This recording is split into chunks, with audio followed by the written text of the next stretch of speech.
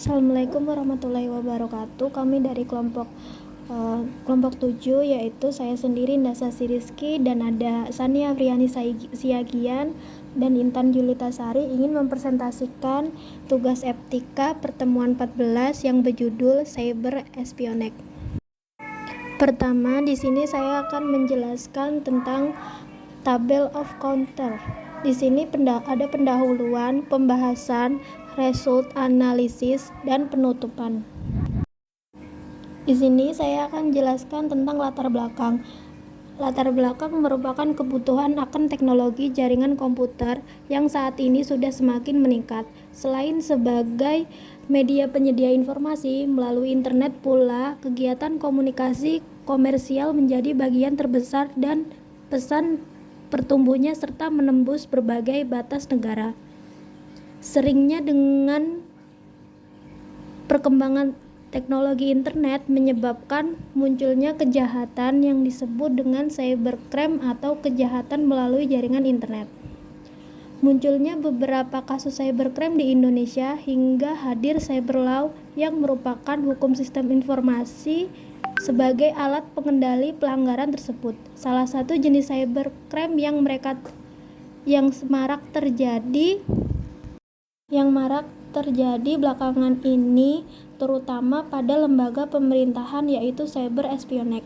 Cyber espionage adalah tindakan atau praktek memperoleh rahasia tanpa izin dan pemegang informasi pribadi sensitif, kepemilikan atau rahasia dalam alam dari individu pesaing sehingga kelompok pemerintahan dan musuh untuk pribadi, ekonomi, ataupun keuangan dalam politik dan militer menggunakan metode pada jaringan internet atau komputer pribadi melalui penggunaan retak teknik perangkat lunak berbahaya termasuk Trojan horse dan spyware.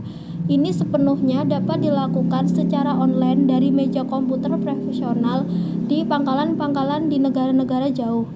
Berdasarkan identifikasi latar belakang masalah tersebut, maka berdasarkan hal tersebut di atas, banyak menganggap perlu untuk membahas lebih dalam mengenai cyber espionage dan bagaimana cyberlaw pada kejahatan tersebut.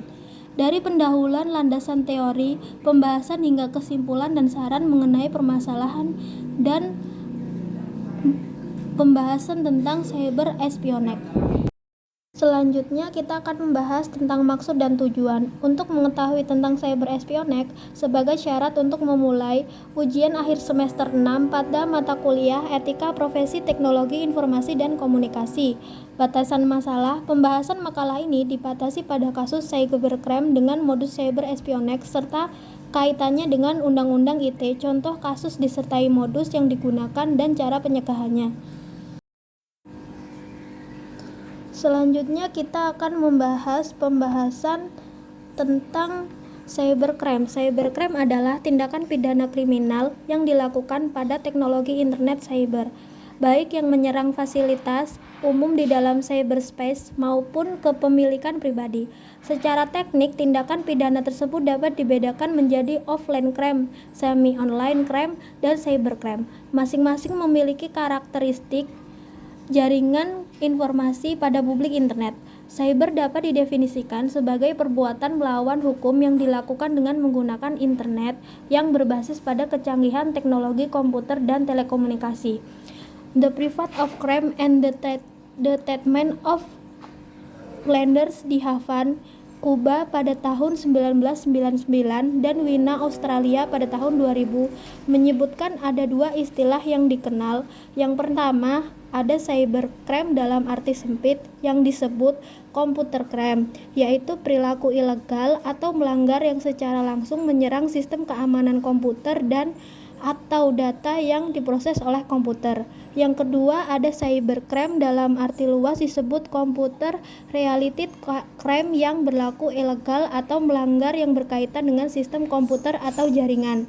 Dari beberapa pengertian di atas, cybercrime dirumuskan sebagai perbuatan melawan hukum yang dilakukan dengan memakai jaringan komputer sebagai saran atau alat komputer sebagai objek, baik untuk memperoleh keuntungan ataupun tidak dengan merugikan pihak lain.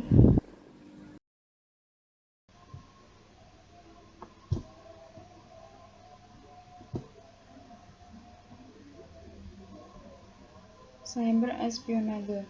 Cyberespionage terdiri dari kata cyber dan espionage. Cyber diartikan sebagai dunia maya atau internet, sedangkan espionage adalah tindak pidana mata-mata atau spionase. Dengan kata lain, cyberespionage adalah tindak pidana mata-mata terhadap suatu data elektronik atau kejahatan yang memanfaatkan jaringan internet untuk melakukan kegiatan mata-mata terhadap pihak lain dengan memasuki sistem jaringan komputer. Tindakan cyberespionage atas data dan atau informasi elektronik oleh beberapa pakar telematika digolongkan menjadi dua, yaitu 1. Cyberespionage sebagai tindak kejahatan murni, yaitu tindakan mata-mata yang dilakukan dengan tujuan untuk memanfaatkan data atau informasi tersebut untuk tindak kriminal, misalnya memanfaatkan data atau informasi yang didapat kemudian mengolahnya, sehingga dapat digunakan untuk mencuri data, sabotase, memasukkan data, dan lain-lain. Kedua, cyberespionage sebagai tindak kejahatan abu-abu, yaitu tindakan mata-mata yang dilakukan hanya untuk memperoleh kesenangan bagi pelaku yang dikarenakan kepuasan telah dapat mengakses komputer korban. Cyber law. Pengertian cyber law, hukum cyber. Cyber law adalah istilah hukum yang terkait dengan pemanfaatan teknologi informasi. Istilah lain yang digunakan adalah hukum teknologi informasi, Law of Information Technology, hukum dunia maya, Virtual World Law, dan hukum mayantara. Istilah-istilah tersebut lahir mengingat kegiatan internet dan pemanfaatan teknologi informasi berbasis virtual. Istilah hukum cyber digunakan dalam tulisan ini dilandasi pemikiran bahwa cyber jika diidentikan dengan dunia maya akan cukup menghadapi persoalan ketika terkait dengan pembuktian dan penegakan hukumnya. Analisa motif terjadinya kejahatan cyberespionage didasari oleh banyak hal seperti politik, ekonomi, militer, pendidikan, perdagangan, dan lain-lain. Dalam kehidupan sehari-hari, keberadaan arsip yang berupa data atau informasi berbentuk elektronik dimaksudkan sebagai suatu alat bukti yang merekam atau menerangkan keberadaan suatu informasi tertentu. Sedangkan data atau informasi yang umumnya dijadikan target kejahatan, cyberespionage bukan merupakan sembarang informasi yang dapat diakses secara bebas.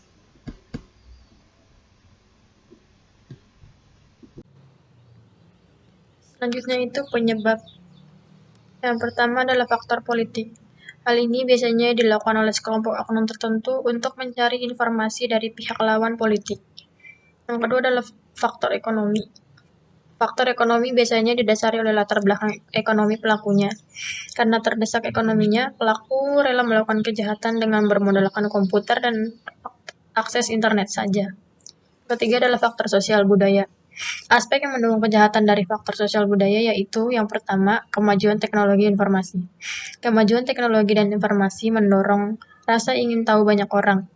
Semakin canggih teknologi, maka orang tersebut akan semakin penasaran dan melakukan eksperimen dengan memata-matai pihak lain. Yang kedua adalah sumber daya manusia.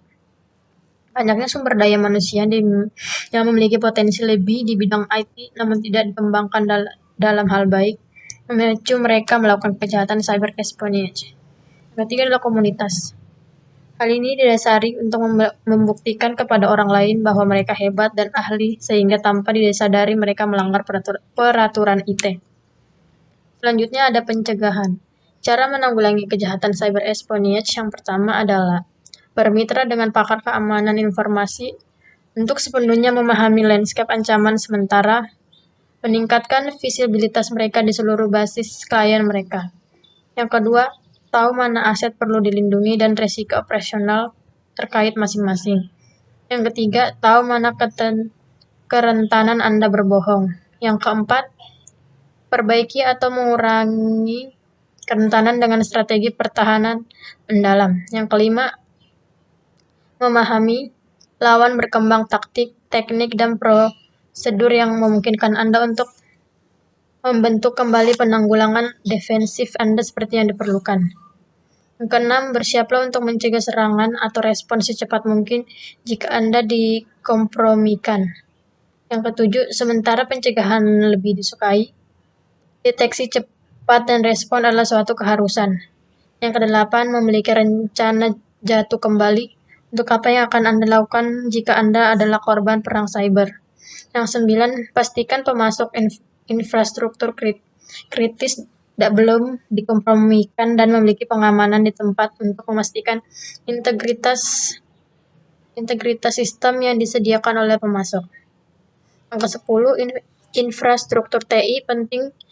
Sebuah bangsa tidak harus benar-benar bergantung pada internet, tapi memiliki kemampuan untuk beroperasi independen jika krisis keamanan cyber muncul. Selanjutnya ada pencegahan cyber espionage. Yang pertama adalah perlu adanya cyber law, yakni hukum yang khusus menangani kejahatan-kejahatan yang terjadi di internet. Karena kejahatan ini berbeda dari kejahatan konvensional. Yang kedua, perlunya sosialisasi yang lebih intensif kepada masyarakat yang bisa dilakukan oleh lembaga-lembaga khusus. Yang ketiga, penyedia WebP yang menyimpan data-data penting diharapkan menggunakan enskripsi untuk meningkatkan keamanan. Yang keempat, para pengguna juga diharapkan untuk lebih waspada dan teliti sebelum memasukkan data-datanya di internet, mengingat kejahatan ini sering terjadi karena kurangnya ketelitian pengguna. Yang kelima, melakukan pengamanan sistem. Contoh kasusnya yang pertama itu Operasi Shady. Perusahaan keamanan komputer McAfee Inc. menerbitkan sebuah laporan 14 halaman merinci operasi hacker terbesar digali saat ini dijuluki RAT Operasi Shady atau Remote Access Tool, sebuah program yang memungkinkan pengguna untuk mengakses jaringan jauh. Oleh Dmitry Alperovich, wakil presiden MCIAV, penelitian ancaman. Ini rentetan serangan melibatkan lebih dari 70 organisasi internasional, termasuk 2 instansi pemerintahan Kanada. MCIV mampu mendefinisikan 72 target pelanggaran keamanan. Banyak pihak lebih dikompromikan ditemukan pada blog server, tapi tidak bisa diidentifikasi karena kurangnya informasi yang akurat. Dari banyak korban, lebih dari setengah yang berbasis di Amerika Serikat. Dan 22 adalah lembaga pemerintahan dari berbagai negara lainnya. RIT-CD ditargetkan total 14 negara dan negara. Yang kedua, contoh kasusnya adalah Fox, salah satu pencipta virus email Lovebug. Fox diduga telah menginfeksi dan melumpuhkan lebih dari 50 juta komputer dari jaringan pada 4 Mei 2000. Virus tersebut juga menyerang komputer-komputer milik Pentagon, CIA, dan organisasi-organisasi besar lainnya, dan menyebabkan kerugian berjuta-juta dolar akibat kerusakan. Karena Filipina tidak mempunyai undang-undang yang melawan kejahatan hacking komputer, Fox tidak pernah didakwa atas kejahatan-kejahatannya. Contoh kasus yang ketiga adalah TRO Jangate, skandal perusahaan yang telah mendominasi pemberitaan di Israel sejak terungkap 29 Mei. Sudah ada hampir 20 penangkapan. Laporan yang diterbitkan menunjukkan pegunungan dokumen yang telah dicuri oleh puluhan perusahaan Israel. Sekitar 100 server surat dan dengan data yang dicuri telah disita. Program yang digunakan dalam kasus Israel adalah virus komputer spyware. Kesimpulannya adalah cyber espionage adalah tindakan yang tak bertanggung jawab. Cyber espionage jelas merugikan banyak pihak, sementara hanya menguntungkan satu atau dua pihak. Cyber espionage pun tak diinginkan praktis oleh semua orang. Jadi demi masa depan yang baik adalah seharusnya cyber espionage berkurang atau ditiadakan sama sekali. Sarannya, Undang-Undang ITE sebagai dasar pemindahan dalam tindakan pidana cyber espionage belum dapat menjangkau secara maksimal. Hal tersebut terbukti dengan tidak adanya pasal yang mengatur secara tegas mengenai tindak pidana cyber espionage. Selama ini yang menjadi acuan pemindanaan hanyalah pasal 30 ayat 2 Undang-Undang ITE mengenai pengaksesan komputer dengan cara tidak sah untuk memperoleh informasi dan atau data elektrik. Oleh karena itu, maka perlu adanya penambahan pasal yang secara khusus mengatur mengenai tindak pidana cyber espionage, sehingga ada penegasan konsep cyber espionage yang nantinya tidak menyulitkan pemindahan terhadap pelaku tindakan kejahatan ini. Sekian presentasi dari kelompok kami. Kurang lebihnya mohon maaf. Assalamualaikum warahmatullahi wabarakatuh.